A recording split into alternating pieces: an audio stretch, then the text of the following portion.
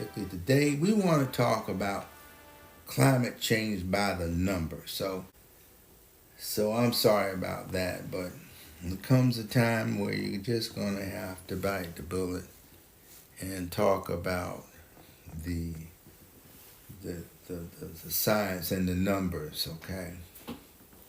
So what we're going to do first today is we're going to look at the CO2 greenhouse effect.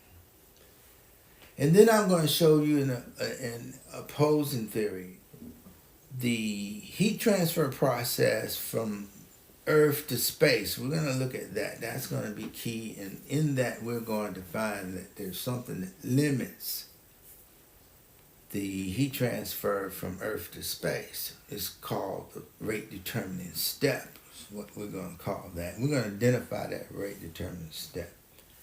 And that's going to show us that the radiation step, the CO2 greenhouse gas, has nothing to do with the increase in the planet temperature. That's what we're going to see.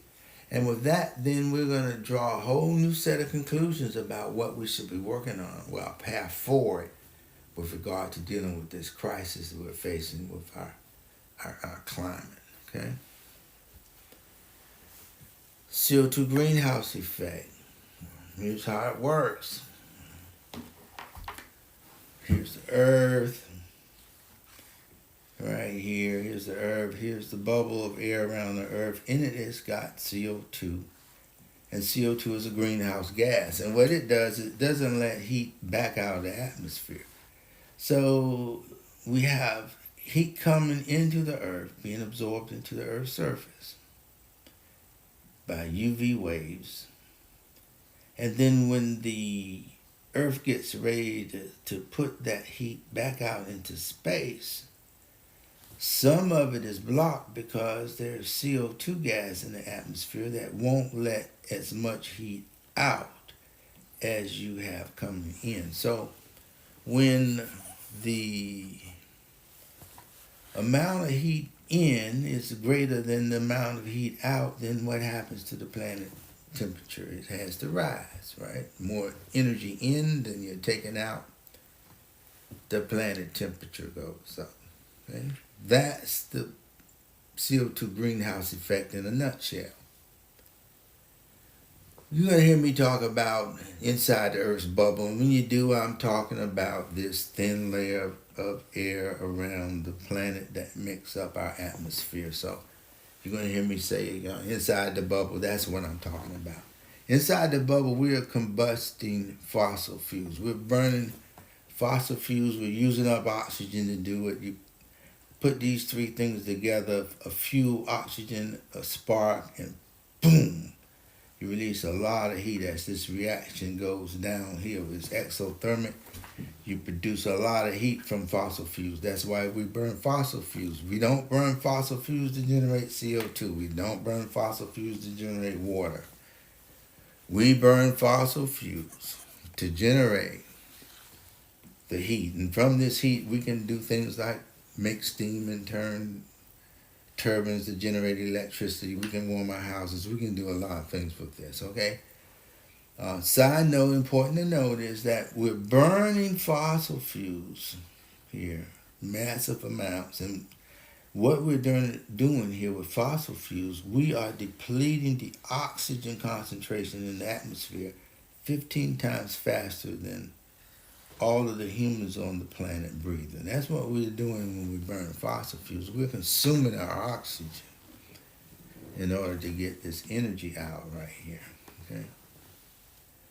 So one opposing theory, CO2 greenhouse effect, and I'm here telling you today that is the heat of reaction when we burn fossil fuels going into the atmosphere. That is what is warming up the planet, okay? So you have two opposing theories, okay? When we put heat into the atmosphere by burning fossil fuels, which is depicted by this picture here, fossil fuels, heat going into the atmosphere.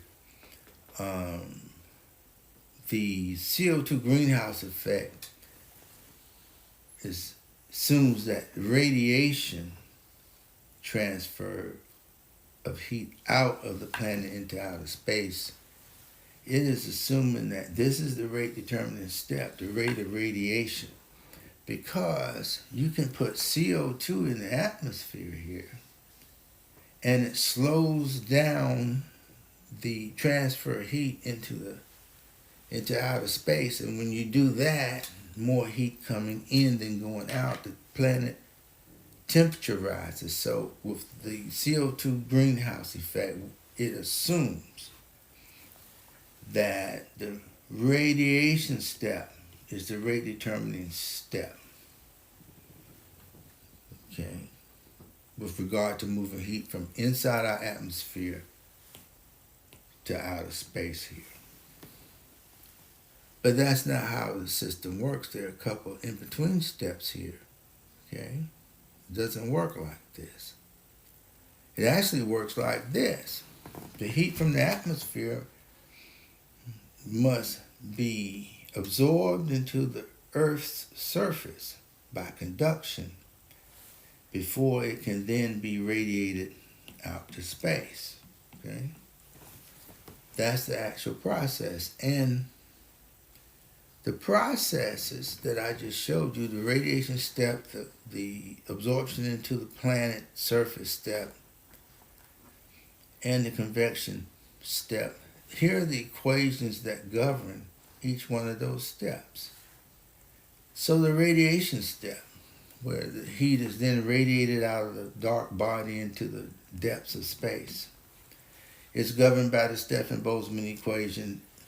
All heat transfer, by the way, all heat transfer is driven by temperature difference. Heat is transferred from high temperature to low temperature. So if you have two things that are equal temperatures, no heat is going to be transferred in between them. But one temperature is different than the other one, then you're going to have heat transfer. Looking at the Stefan-Boltzmann equation, here's the temperature difference right here. T2 minus T1 is the delta T. And the temperature difference is raised to the 4th power for this radiation step. The temperature difference is raised to the 4th power. In the heat transfer step, where you're putting heat from the atmosphere into the Earth's surface, in other words, you're using this combination of convection and conduction, the temperature difference is not raised to the 4th power, it's raised only to the 1st power. The same thing when you're looking at the heat duty of mixing hot air from stacks into the atmosphere. This temperature difference is to the 1st power, where with the Stefan-Boltzmann equation, the temperature difference is to the 4th power. So that means that the radiation step is really fast, and that the other two steps are slow. And because this transfer into the Earth's surface involves both convection and conduction, the conduction makes this step the rate determinant step. You can't move heat out of the atmosphere and out of the planet into space any faster than you can put the heat into the surface of the planet. So this step here becomes the rate determinant step. What does that mean for us? Well, let's look at this example. Here we've got a number of cars here on the highway. They're a 2-lane highway, next down into 1 lane because they're doing some construction or something. And then after you get through the construction period, it goes from 1 lane now to 1, 2, 3, 4, 5, 6, 7 lanes. Okay, so what is the rate determining step here in this example? It's the 1 lane, right? And behind the 1 lane, everything is backed up behind the 1 lane. In front, after you get out of this 1 lane, now you've got 7 lanes. You can make this 8 lanes. You can make this 9, 10, 11 lanes. It doesn't matter. You're still not going to move anything faster than you can move it through this bottleneck right here where you've got one lane. So that's what's going on with the heat transfer process from atmosphere to space, from where we have convection and radiation. It is this transfer step of heat being absorbed into the earth that is controlling the rate of heat transfer from the atmosphere out into space. Over here is radiation. We have plenty of lanes here in radiation. But it doesn't matter how many we have, we can't speed things up. If we take some CO2 and we take a little CO2 and block off a few lanes, does that affect the rate that we can move heat out of the system? No, it doesn't. You can block off even a third lane. Okay? But you're not going to go any faster than your ability to get through this bottleneck right here. The conduction step here, this is the RDS. This is the rate determining step. We can't go any faster than we can put heat into the Earth's surface from the atmosphere. So that heat duty equation, this one, let me back up. This equation right here, we're going to solve this equation for temperature. And we're going to use it to calculate the temperature increase of the planet based on our consumption of fossil fuels. Here's that same equation. We've solved it for temperature is equal to the heat that you put into the atmosphere from burning all the fossil fuels divided by the volume of the atmosphere times the atmosphere density. This gives you the mass of the Earth's atmosphere, which you're going to need in this calculation. And then here's the heat capacity. So you do plug and chug, you get you sum up all the coal, the oil, the natural gas that's burnt in a year and what the heating value is, and you get this big number here for the number of BTUs that's consumed, and you divide it by the atmosphere volume, the density of air, and you divide it by the heat capacity of air, and voila, we get a temperature rise of 0.042 degrees C. Now let's see if that number makes any sense. So we're going to check this by going to the Exxon 1982 report. And we're going to put a few lines on here. We're going to put some data points on this curve. One data point that we have here in 2024, we ran 414. This graph that they produced in 1982 is pretty much spot on the money, okay?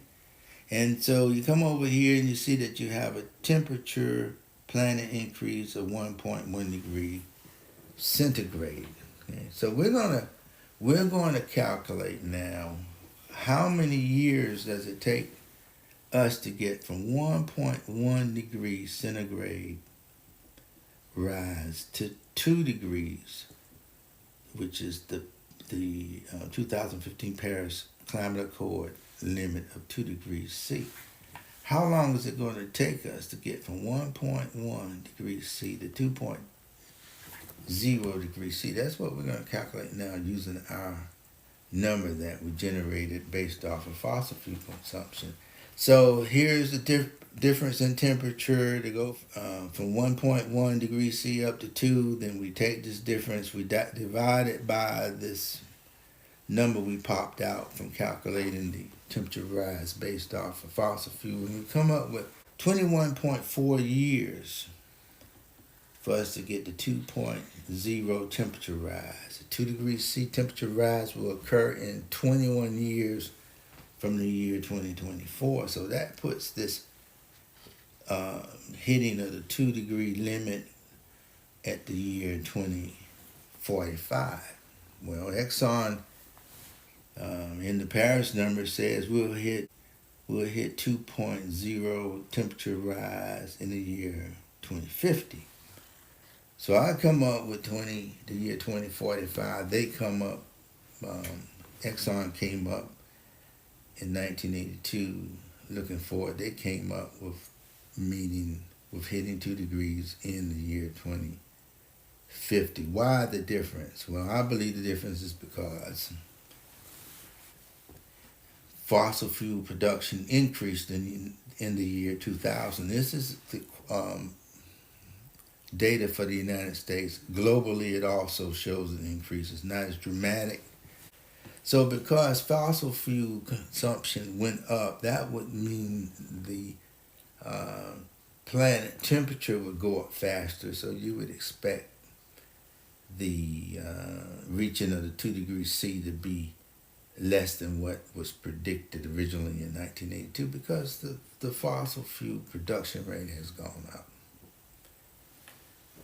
Okay. Now, the other interesting thing we see here as you bring the fossil fuel production up, here's the oxygen concentration in the atmosphere, part per million oxygen over time. And as you bring up the around the year 2000, you increase the fossil fuel consumption. You can see you increase the rate that oxygen is decreasing in the atmosphere. So you burn more fossil fuels, you lose more oxygen out the atmosphere. Why is that? Well, it's because carbon from the fossil fuel combines with oxygen that's in the air that we breathe. You bind the carbon with the O2, you make CO2. So we can look here and see also at the year 2000. It's almost a mirror image of the other graph where you're coming along and then the rate of fossil fuel consumption is turned up, so you start making more CO2 and you start deviating from this previous line that you were operating on. Okay, so that's what's going on. We're turning our oxygen into carbon dioxide, and it has nothing to do with the CO2 greenhouse effect. Why? Because the CO2 greenhouse effect is not the rate limiting step for moving heat from the atmosphere to outer space. Okay? So we've got a lot of good scientists all over the world that are working on CO2 greenhouse effect, reducing greenhouse gases, methane, CO2, burping cows, a whole host of things. But CO2 greenhouse effect is not going to help us out of this crisis because it is not the reason that our temperature is going up, and it is not the reason why our oxygen concentration in the atmosphere is decreasing. We don't need to be working on net zero carbon emissions by the year 2050. We don't need to be worried about matching the 2 degrees C from the 2015 Paris Climate Accord because greenhouse gases is not what's making the planet temperature go up. What we should be working on are programs that changes the slope of oxygen concentration in our atmosphere from negative to positive. That's what we should be working on. If we can get programs, if we focus on changing the slope of this line, the O2 decrease over time, then that's going to solve a lot of our problems, temperature problems, CO2 problems, whatever. But this is the key parameter that we need to be working on because we are depleting our oxygen by burning fossil fuels, and we are also burning up our trees, which generates oxygen from carbon dioxide. Okay. So there we have it. We looked at the CO2 greenhouse effect. We put it in context of the overall heat transfer mechanism from our atmosphere to outer space. Okay, and in that process of going from atmosphere to space, there's a rate limiting step in the middle, the absorption of heat into the earth. You can't go any faster than that. So CO2, the radiation step, CO2 greenhouse gases affecting how much is emitted by radiation. It has nothing to do with our planet temperature increasing, because the radiation step is not the rate determining step in the process of removing heat from the atmosphere to outer space. It is the absorption into the earth that is the rate determining step. And based off of that, then we were able to model the planet temperature increase as a function of the amount of fossil fuels that are burnt in the atmosphere. We're putting this heat into the atmosphere. It is increasing the planet's temperature. We saw that. We cross-checked that with the results that Exxon came up with in 1982, and we came within 5 years of the number that they got, reaching 2 degrees C by the year 2050. So it's kind of like if you go to the doctor and you've got high blood pressure and the doctor says, I'm going to put you on a low salt diet, that'll help you. But your real problem might be you have a artery blockage in a major artery in your heart. That can also cause your blood pressure to go up. So we've got two different pathologies that present itself with the same symptom, high blood pressure. If you pick a low salt diet and the problem is not the diet, it is actually a blockage in your heart artery, then the doctor may very well get to bury that patient, okay? Similar to what we've got going on here. We've got the planet temperature rise, and then it can be due to two factors. It could be, theoretically, it could be the greenhouse effect, and it can also be that we're putting too much heat in the atmosphere by burning fossil fuels, okay? If we choose the greenhouse effect, then we start working on things that will not solve our problem. Okay, so we have to have the right diagnosis with regard to what's causing our problems in the environment if we're going to be successful in turning everything around. Wish I had better news for you, but I don't. But thank you for listening. See you next time on the Wish Deck Clean Air channel. Again, thank you for listening.